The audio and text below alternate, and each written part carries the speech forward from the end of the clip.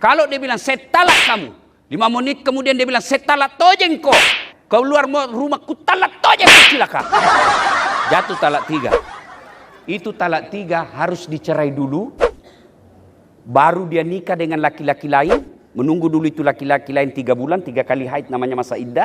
Sudah itu dia cerai dengan laki-laki tersebut. Kita tunggu lagi 3 kali haid. Kenapa 3 kali haid? Untuk meyakinkan bahwa rahimnya betul-betul bersih. Tidak ada janin di dalamnya. Sudah itu baru kita nikahi. Itu namanya talak 3. Jadi jangan gampang bilang talak. Bagaimana kalau istriku bilang talak, Ustaz? Talaka, talaka, talaka, talaka, talaka, talaka. Biar sampai di atas pantatnya. Tidak sah. Kenapa? Hak talak ada pada suami. Nah cumi-cumi bisa dan suami. Bakal. Alhamdulillah. Kita ikut bahagia melihat kedua mempelai.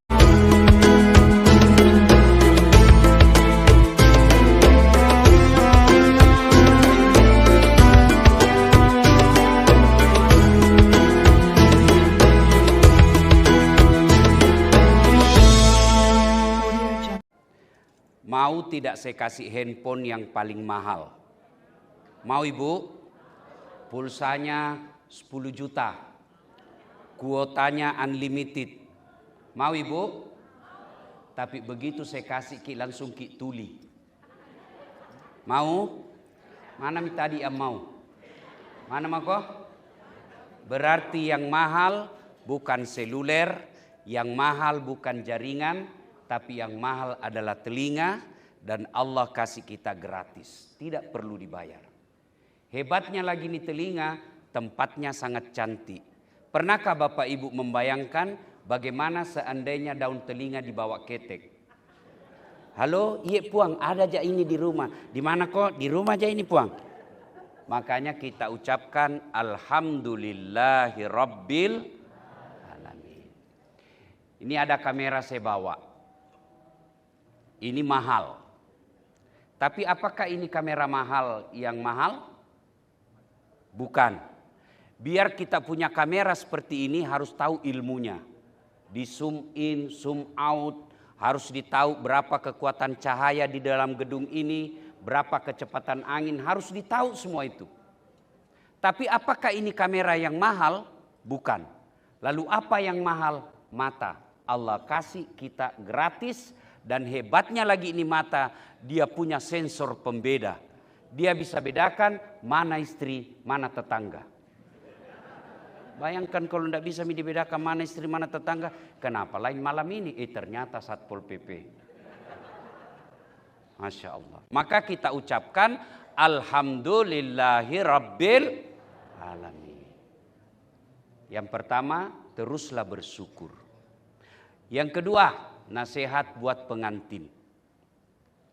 Yang pertama, luruskan niat. Pakesingi niat mundi. Kalau kau menikah karena cantik, siap kau kecewa. Pasti cantik ada batasnya. Tanya Pak Jenderal Yusuf Manggabarani. Mana lebih cantik istrinya dulu waktu pengantin dengan sekarang? Kalau dia bilang sekarang pasti karena takut. Ya? Sweet 17 cantik, 25 tahun cantik, 80 tahun biar kau bawa ke salon mana hilang cantiknya. Berarti cantik ada batasnya. Yang kedua, cantik subjektif. Artinya apa? Cantik menurut Bapak belum tentu cantik menurut saya. Tanya mak, siapa yang tercantik di dunia? Pasti saya bilang istriku, mama necek. Nah bilang, Bapak komplain, istri saya urusanmu. Yang kuurus istriku, berarti cantik itu subjektif. Kalau Anda menikah hanya karena kecantikan, siap-siaplah kalian kecewa. Maka menikah kata Allah, menurut yang kita baca tadi, lillahi ta'ala. Menikahlah engkau karena Allah semata. Dia kaya, belum tentu dia kaya sampai wafat. Dia keturunan baik-baik, jangan kau jadikan modal. Karena ada orang bapaknya Nabi, anaknya pengkhianat. Siapa? Nuh alaihi salam. Ada orang bapaknya pengkhianat, tapi anaknya jadi Nabi, Ibrahim alaihi salam. Nikahilah dia lillahi ta'ala. Semata-mata karena Allah. Kalau kau menikah embel-embel yang lain, siap kau kecewa. Dia kaya, tiba-tiba bangkrut, hilang cintamu. Dia anak bangsawan, tiba-tiba mempermalukan, hilang cintamu. Tapi cintailah dia pasanganmu lillahi ta'ala, semata-mata karena Allah subhanahu wa ta'ala. Yang ketiga, suami istri punya kewajiban. Apa kewajiban istri? Ini saya lihat ini polisi juga istrinya. Hati-hati Pak Edi Sabara. Kalau istrimu polwan bisa kau bikinkan surat penangkapan. Menghilangkan alat bukti. Satu mi pasal itu. Kau kasih rusak HP-mu, menghilangkan alat bukti. Ya?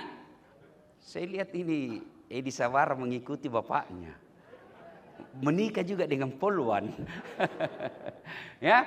Satu, apa kewajiban istri? Rumusnya ini dek. Tapi bagus sekali namanya. Siti Khadijah. Istri Rasulullah Sallallahu Alaihi Wasallam. Pertama, kalau mau kau jadi istri yang seleha, ini rumusnya. R-E-N-A-H. Renah. Itu misalnya kau ingat. Apa itu renah? Ramah. Istri yang soleha lembut tutur katanya. Jangan kau kasar di depan suamimu. Apa yang kau mau capai kalau kau mulutmu kasar? Datang suamimu lembut tutur katamu meskipun kau marah.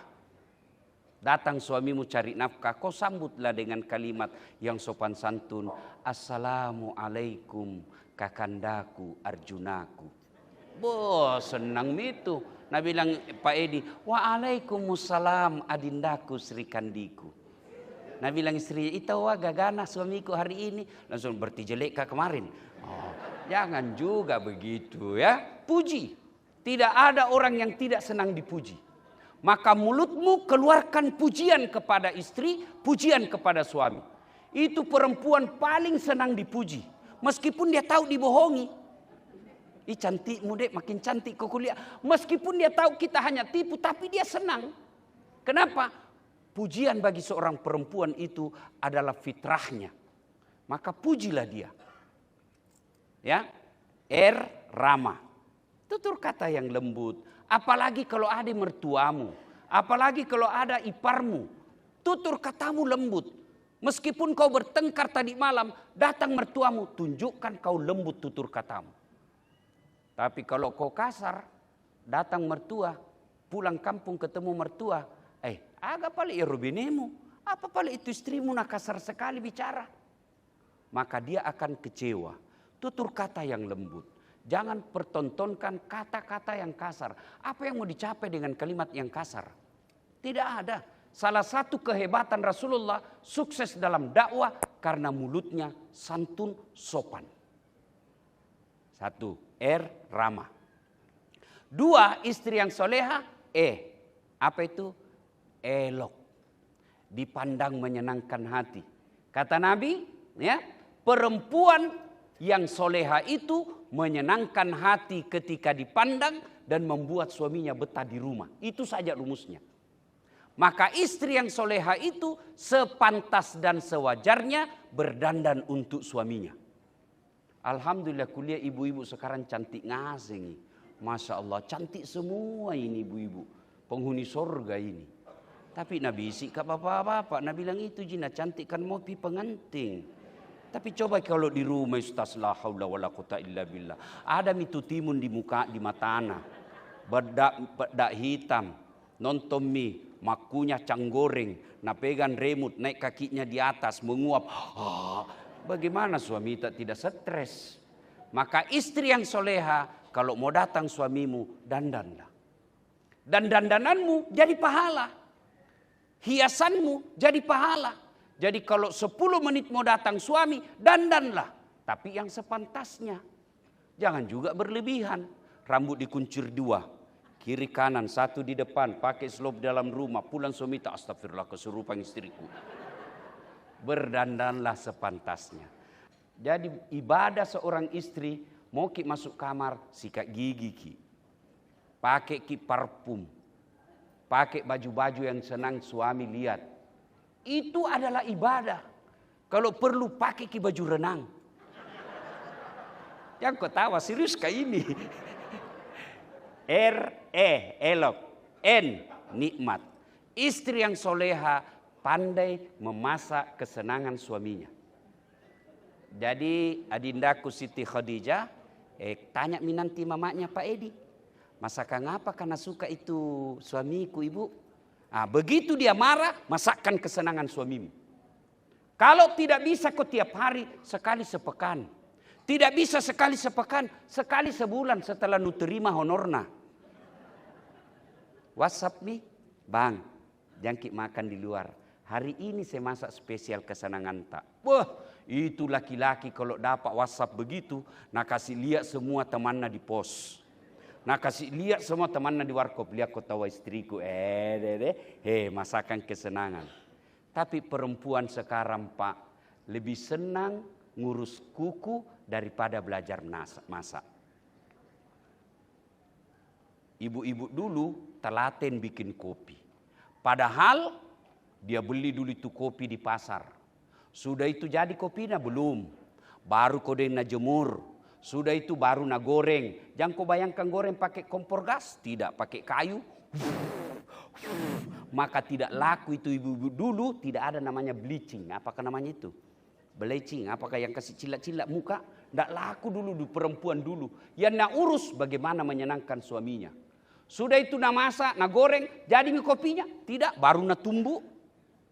Makanya perempuan dulu kasih teluk cicak tu limana. Kasar tangannya di sini. Sudah mina tumbuh, jadi mi kopinya? Belum, baru lagi na goreng, na tumbuh, na tapis. Sudah itu 1 hari prosesnya bikin kopi.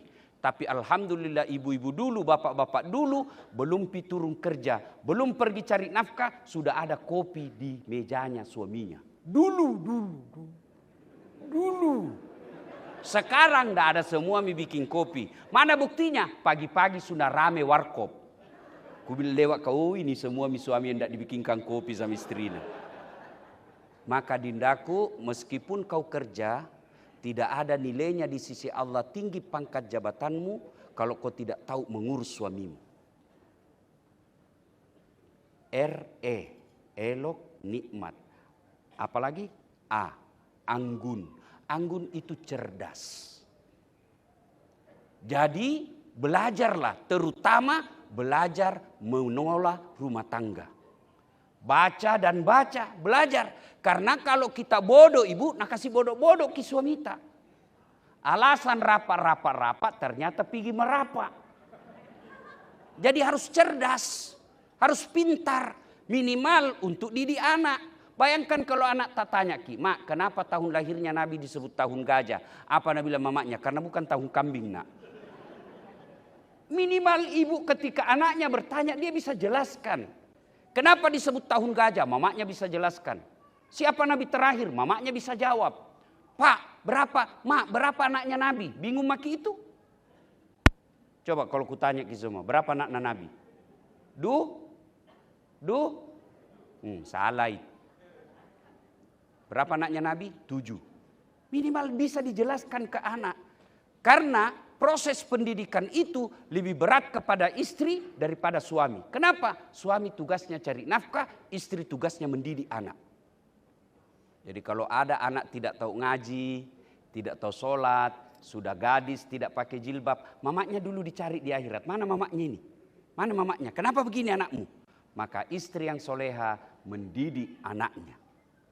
Yang kelima, apa itu? Hemat. Istri yang soleha harus pandai mengelola keuangan keluarga. Berapa banyak suami dipermalukan di medsos, dihina, malu, dipecat dari jabatannya. Kenapa? Karena punya istri yang tidak mensyukuri penghasilan suami. Sebagai polisi suamimu, dek, berapa gajinya polisi? Bisa dilihat, pangkat jabatannya bisa dilihat di medsos. Maka istri yang soleha, dia selalu ingatkan suaminya, bang, jangan menghalalkan segala cara. Saya suamimu, berapapun kau dapat, yang penting kau selamat dan halal, saya ridha menerimanya. Jangan malah kompori, wah apa kek, narkoba tidak bisa kau belikan nggak cincin. Apa kek bisa dusika di situ di kantormu? Ini provokator. Jangan kau menjadi istri yang stepa. Kau tahu itu stepa? Selera tinggi ekonomi pace. Nih, jadi istri yang soleha. Ya, Banyak mau disampaikan tapi waktu ringkas. 2, nasihat buat Edi Sabara. Bapakmu Mangga Barani. Orang baru pi di Sulawesi Selatan yang tidak kenal PAM Mangga Barani. Maka jangan kau mempermalukan keluargamu dengan menelantarkan istrimu. Harga diri kita suami, lihat istri. Kalau ada suami mewah hidupnya, istrinya berantakan di rumah, kau suami hina. Kita orang Bugis Makassar lebih dulu memuliakan istri, kita rela pakai apa ada ala kadarnya, yang penting istri tak senang. Cari orang Bugis Makassar yang lebih dulu haji daripada istrinya. Jarang kita temukan.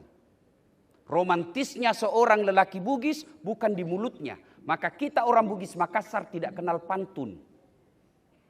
Aku lihat ada bunga di taman. Bunga itu mulai mekar. Nggak tahu orang Bugis begitu. Orang Bugis Makassar enggak. Nah bilang saja, besar anakmu dikasih kami anakku. Nggak ada kita budaya pantun. Romantisnya seorang laki-laki Bugis Makassar adalah memperlakukan istrinya bukan dari mulutnya yang romantis dan manis, tapi dari kelakuannya. Kalau besok-besok kau dapat istrimu ngomel, itu fitrahnya perempuan. Panenakan nasangugie. Memang begitu perempuan. Tapi jangan tong kita lewat. Jadi kalau ngomellah sepantasnya. Jangan dari pagi sampai malam. Ada tong itu kulihat rumah tangga bertengkar. Hamil lagi. Ya, dah. Sekarang itu tadi. Itu mau saja bawa pulang oleh-oleh pengantin baru. RENAH. Rena. Kalau ini kau lakukan tadahulul jannati bisalam kata Nabi. Masuk mako sorga dari pintu mana kau suka. Nah sekarang nasihat buat Pak Edi. Ya. 1, kewajiban kita suami cari nafkah. Silakan kau cari nafkah apa saja dengan catatan halalan, toyiban, wasian. Itu Quran katakan halal dulu nomor 1 Sudah itu baik, sudah itu banyak. Jangan banyak nomor 1. Kalau banyak nomor 1, maka biasanya kita pakai 3H. Halal, haram, hantam. Tapi alhamdulillah saya bangga, saya baca di medsos, menangkap gembong narkoba. Alhamdulillah ya. Pelihara terus itu Pelihara terus itu. Jangan kau menghalalkan segala cara. Soal rezeki, purani napat tentu puangnya. Biar kau pakai segala ilmu dan jabatanmu, kalau bukan rezekimu, tidak akan masuk ke rumahmu. Tapi kalau rezekimu biar improvisasi sederhana saja datang itu. Allah sudah mengatur rezeki. 3 rahasia Allah tidak boleh kau campuri. Maka dia puangnya teluro dena wadimu campuri. Kau tidak boleh urus ini 3. Itu rahasia. Itu hak prerogatif saya. Apa? 1, jodoh. Ada orang pacaran 5 tahun. Tidak nikah-nikah. Begitu putus baru 1 bulan ditangkap Satpol PP kasih menikah. 2. Ajal biar berapa uangmu tidak bisa kau tunda kematianmu. Yang ketiga rezeki. Itu rahasia Allah. Ada orang sama jual, sama teknik promosinya, berdekatan rukonya, sama harganya. Tapi kenapa ada ruko yang laris, ada yang tidak? Kenapa? Karena Allah yang tentukan itu rezeki. Jadi jangan menghalalkan segala cara. Yang kedua kewajiban kita suami mendidik istri. Kau ucapkanlah Pak Edi, alhamdulillahirabbil alamin, tidak capek mendidik istri. Kenapa? Karena istri seorang polwan. Pasti ilmunya tinggi. Hati-hati mama kok. Yang pasti tinggi. Jadi tidak mendidiknya, kalau kita semua orang suami pergi ke kerja, ingatkan sholat. Sudah mengikut sholat, terutama kalau pergi pengantin, ingatkan sholat. Pergi kerja, sholat, sudah sholat. Tapi bisa kita ingatkan istri tak tentang sholat kalau kita juga sholat. Sembayang kok. Nah bilang istri tak, kau juga ndak sembayang. Ya, didik sholat.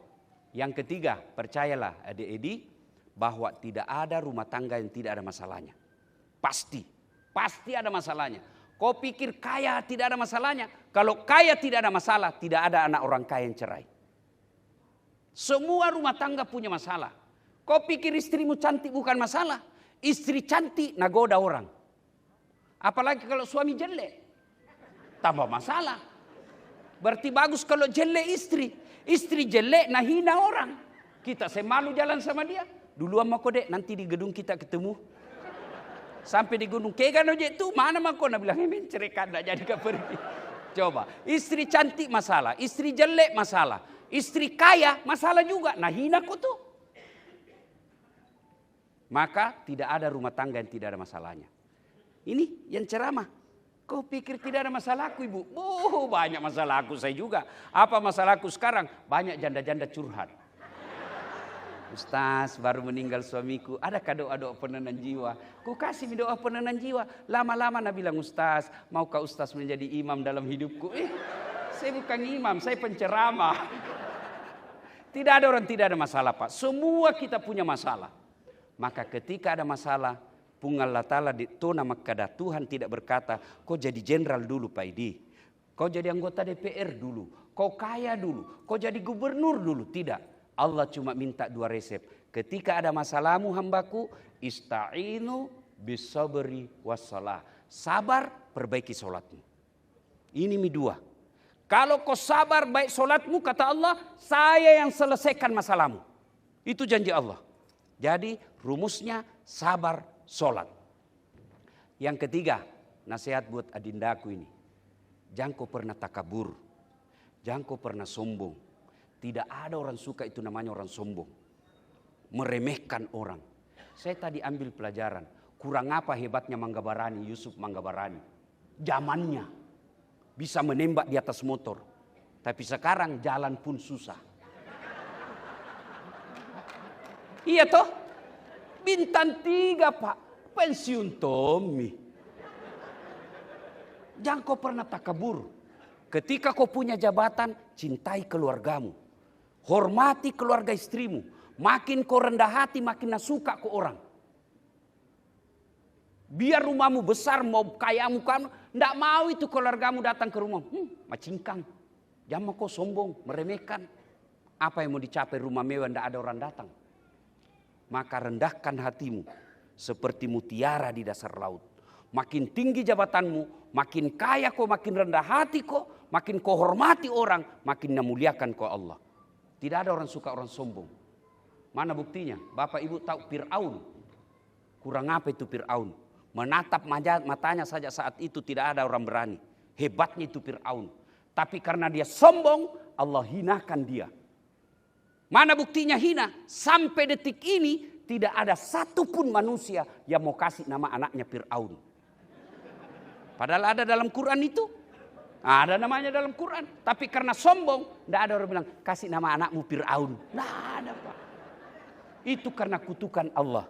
Maka nasihatku yang terakhir kepada Dinda berdua, jangan kau takabur deh. Jangan kau sombong, jangan kau remehkan orang. Makin rendah keluargamu, makin dia miskin, makin kau hormati, maka Allah yang angkat derajatmu. Kecil buat Allah kasih jadi kau jenderal. Kecil buat Allah kasih jadi kau kapolri. Kecil buat Allah. Maka Allah cuma minta perbaiki sholatmu, kamu sabar, hormati sesamamu manusia. Saya yang angkat derajatmu. Maqamam mahmuda. Ibu bapak saudara-saudara sekalian, ada yang kulupa. Terakhir, jangan gampang bilang cerai, talak. Biar bagaimana marahmu, jangan kau bilang talak. Begitu kau bilang saya talak kamu, jatuh talak 1. Biar lewat WhatsApp, biar lewat telepon. Saya talak kamu, jatuh talak 1. Talak 1 itu masih boleh ki rukun, masih boleh ki campur. Misalnya tuh talak 1, talak kok sekalina malam sama-sama rindu. Ku lupa, jangan aku tadi itu dengar itu tadi ku bicara. Itu hilap kak, masih bisa. Kalau 1 kali. Kalau kau bilang saya talak kamu, jatuh talak 2. Talak 2 artinya nanti kita boleh nikah lagi, bercampur nikah ki ulang. Harus ada nikah lagi. Saya talak kamu, harus nikah ulang. Harus ada saksi, mahar, ijab kabul, dinikah ulang. Itu talak 2. Kalau dia bilang saya talak kamu, 5 menit kemudian dia bilang saya talak tojeng kau. Keluar rumahku talak tojeng kau cilaka. Jatuh talak 3. Itu talak 3 harus dicerai dulu. Baru dia nikah dengan laki-laki lain. Menunggu dulu itu laki-laki lain 3 bulan, 3 kali haid namanya masa iddah. Sudah itu dia cerai dengan laki-laki tersebut. Kita tunggu lagi 3 kali haid. Kenapa 3 kali haid? Untuk meyakinkan bahwa rahimnya betul-betul bersih. Tidak ada janin di dalamnya. Sudah itu baru kita nikahi. Itu namanya talak 3. Jadi jangan gampang bilang talak. Bagaimana kalau istriku bilang talak, Ustaz? Talaka, talaka, talaka, talaka, talaka, talaka. Biar sampai di atas pantakna. Tidak sah. Kenapa? Hak talak ada pada suami. Nah cumi-cumi bisa dan suami. Bakal. Alhamdulillah. Kita ikut bahagia melihat kedua mempelai. Terima kasih. Mudah-mudahan ada manfaat. Mewakili keluarga, saya mengajak kepada hadirin sekalian mengirimkan suratul Fatihah. Nonton Bapak, sudah itu kau nonton, jangan lupa like and share.